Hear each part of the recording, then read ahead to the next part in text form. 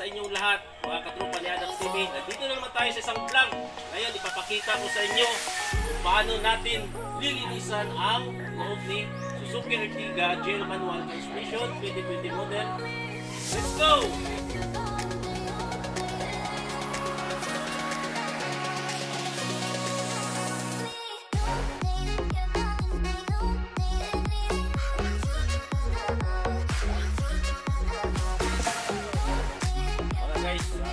Ito lang yung ginagamit ko sa interior cleaning ni Suzuki Ertiga.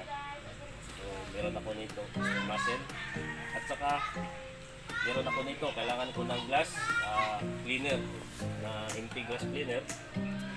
Saka ito, meron akong paintbrush, meron akong basahan. Ito ay microfiber cloth. Saka, meron din ako nito sa carpet cleaner,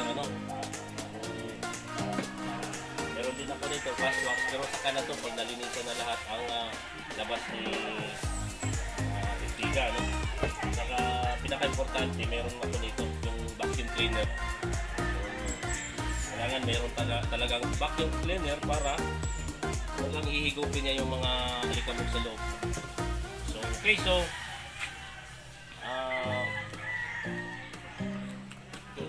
ang paggamit dito isa, lagyan mo lang to ng tubig, tapos haluan mo lang ng konti. Yan, mga ilang patak lang. Yan, konti. Mga guys, ready na to para sa spray doon sa loob. Kung gagamitan natin ng microfiber cloth. Ayan siya, susubukan natin na linisan siya. Spray lang.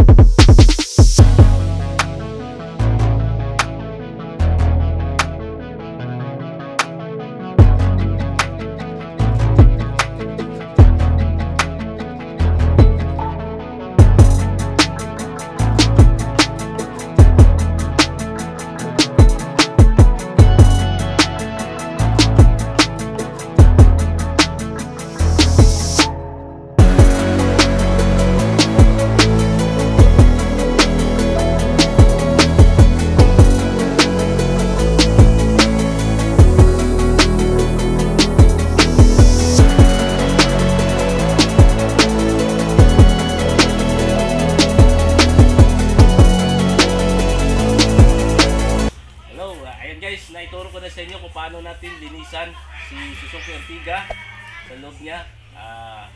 And don't forget to subscribe pala below and make comments.